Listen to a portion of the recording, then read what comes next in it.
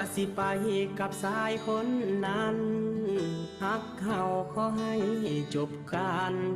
สองเฮามันเข้ากันบ่ได้ฮักกันก็โดนมาเจ้าพบคนเขาดีกว่าอายเจ้าเลยต้องขอทางไปตัดสินใจขออา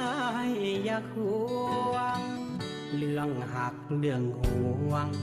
แน่นในสวงอายจนล้นอ่างแต่บ่ฮู้สาเหตุหยังสิ่งที่หวังนั่นคือคำลวงไปแบบบ่แค่ถือคนตอแหลคือเจ้าหลอกลวงปันถือคอนวินอยู่คว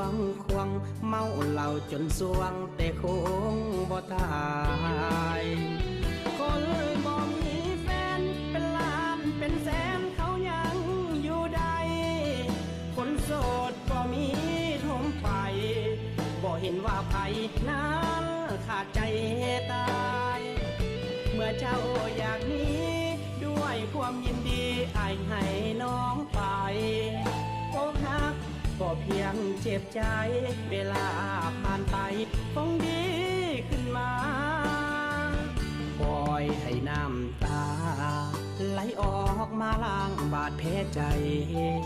ฝ่าหลังฝนมันคงสดใสล้างบาดแผลใจก้าวไปข้างหน้าอกหักซ้ำนี้เฮ็ดใจจากน้อยคงดีขึ้นมาบ่มีแฟนก็บ่ตายดอกนะเขาว่าอกหักดีกว่าหักบ่เป็น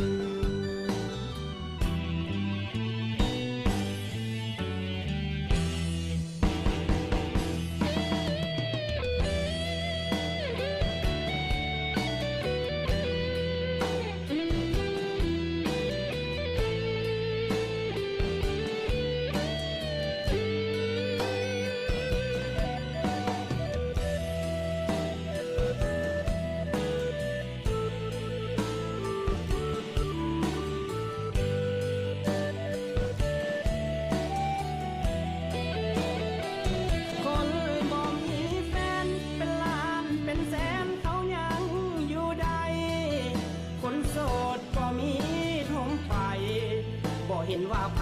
นั้นขาดใจตายเมื่อเจ้าอยากหนีด้วยความยินดีอายให้น้องไปอกหักก็เพียงเจ็บใจเวลาผ่านไปคงดีขึ้นมา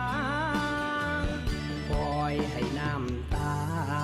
ไหลออกมาล้างบาดแผลใจฝ่าหลังฝนมันคงสดใสล้างบาดแผลใจก้าวไปข้างหน้าอกหักซ้ำนี้เฮ็ดใจจากน้อยคงดีขึ้นมาบ่มีแฟนก็บ่ตายดอกนะ